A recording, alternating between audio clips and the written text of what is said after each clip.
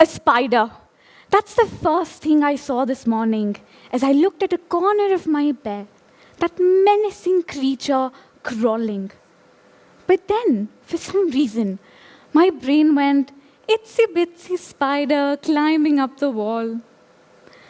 And that's a strange thing.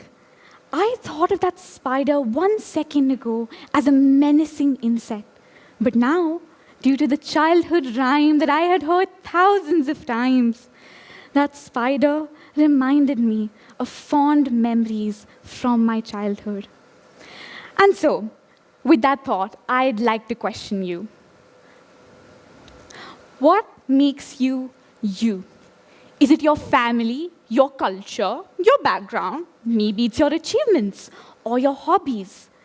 What about it is that makes you uniquely you? I think the answer is actually quite simple. It's not complicated at all. It is simply your story. Your story is what makes you uniquely you. But I'd also like you to ponder over one thing. Has this story been written by you? Or was it dictated to you by someone else? Because here's the thing. Long before we have a chance to be who we are, we're already told who we're supposed to be. Tall, short, happy, sad, nerd, jock. They all tell us what we're supposed to be. Our family, our culture, our background. And we're limited to that.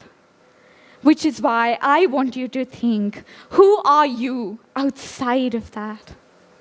And that brings me to the stories that I have heard so fondly in my childhood, stories that have shaped me into the person standing before you today.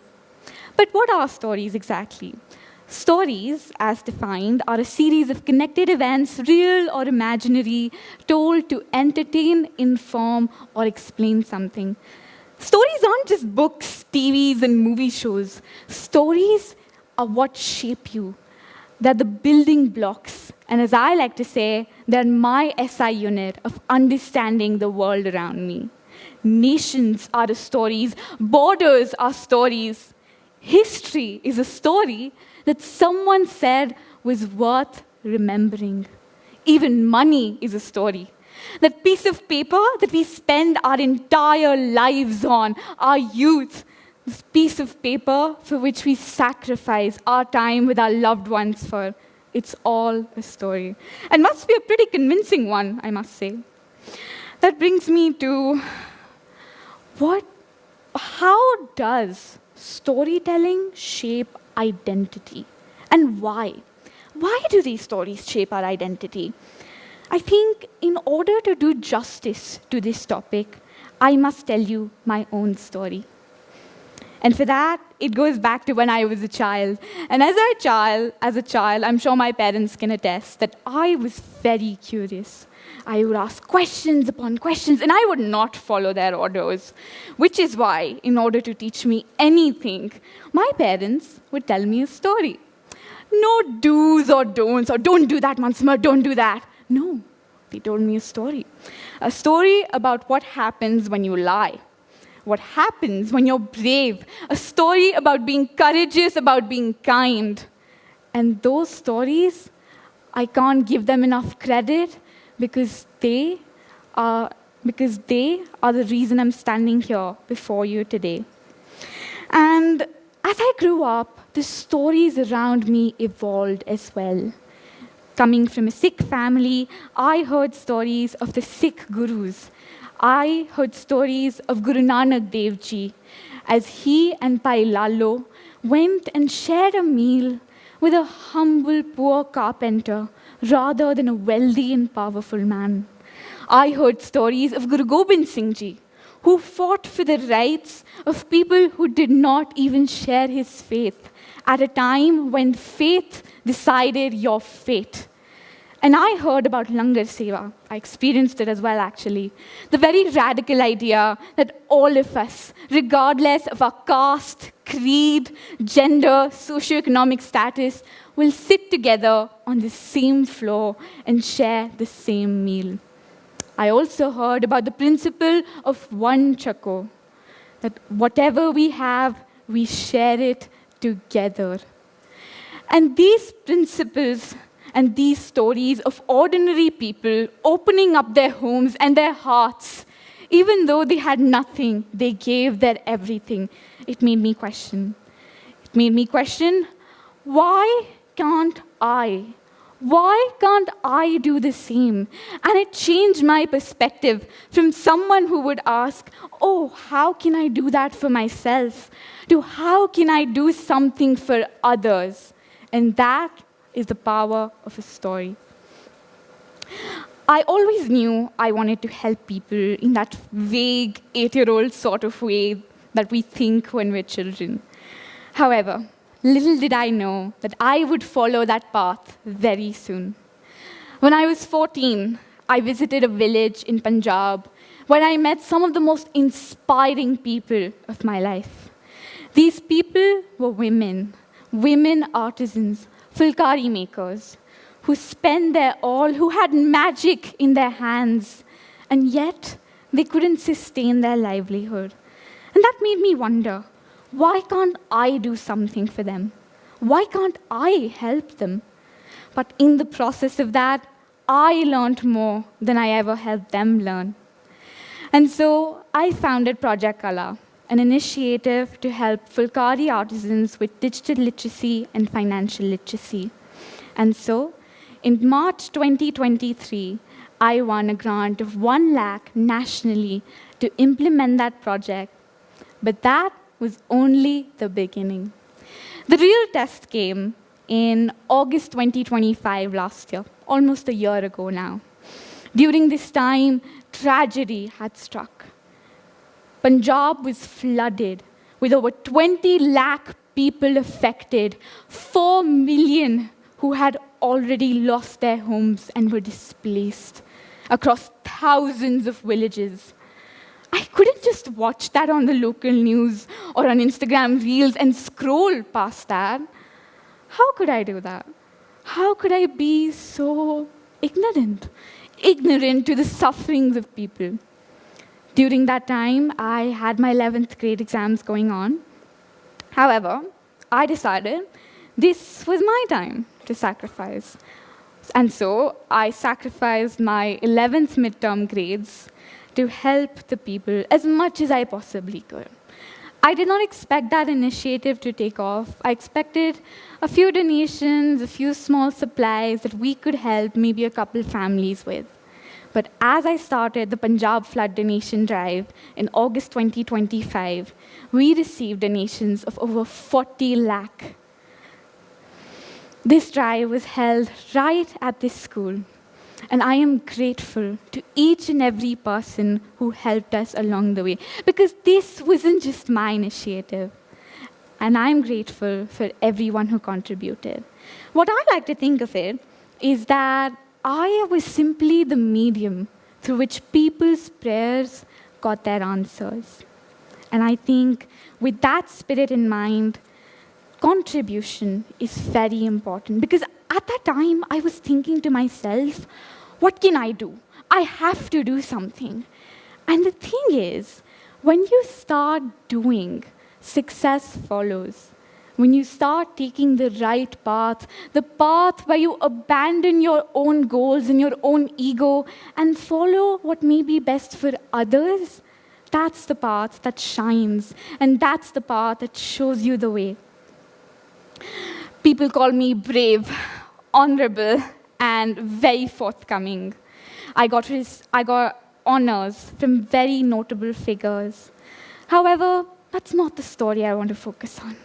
I want to focus on the humanity that I saw bloom right in front of my eyes. During the drive, little children would come up to me, take their piggy bank, and say, "Didi, this is all I have. I hope this helps." And those little children holding their little hands with everything that they had, all of it that they wanted to contribute to the people that they never knew, people that they will never know. I also saw across the world people from different countries wanting to donate online, reaching out to me after they saw a poster or a post or they saw an advertisement. And they reached out and asked me, how can we help? These people had never even heard of the state of Punjab. And that is humanity. Thinking back on it now, if I were to recite a story to my grandkids one day, I think this would be it. It wouldn't be the 40 lakh or the awards that I received. It would be those little hands holding out everything they had. And that is the spirit that I hope to live with. During this time, I also started questioning why. Why did I feel compelled to act? Why did I feel responsible? It's been almost a year now, and I've still been mulling over this. In fact, very recently, I was receiving an award by a senior minister when she asked me, Beta, what motivates you? I couldn't come up with an answer. I was absolutely blank. I thought it over. But the irony is that I had so many answers, so many reasons to be motivated. It's not just one reason. And the one thing tying all those reasons together is stories. The stories I grew up hearing. Which is why, as a young person, the world I'm growing up in is becoming scarier. Why, you might ask? Why is it becoming scarier, Mansimar? And that is because while I believe young people have experienced social inequality, we see the problem that's happening, and we can become a catalyst for social change and advocacy. However, I also see very different narratives going around, that we are too young to do anything. We don't have enough power or enough authority, and we're just kids. No one will listen to us. But that's the scary part. The scary part is that the stories we depend on for our identity can be manipulated. Think about it. If I only ever heard about people being dangerous, I would believe that they're dangerous, even if they're not. Even if it's just a portrayal by media, or even if it's just a political move. I may never try to lead if all I'm told is, you can't do it, girls can't be on this stage, you are not capable. I may start believing that. And if an entire community's suffering is left untold, the rest of the world can simply pretend that suffering doesn't exist. You don't have to change reality to change people or to change stories. You simply have to create an illusion of a utopia and curate it so that people will believe it. And that is what frightens me. I had always wanted to be a journalist ever since I was young. And perhaps this is why. I wanted to get people's truth out. I wanted people to have a seat at the table, even when they had no say. People were still fighting, and I wanted to bring that voice out. I wanted to voice that out. I thought it was simple. Find the truth and tell people about it. I was wrong.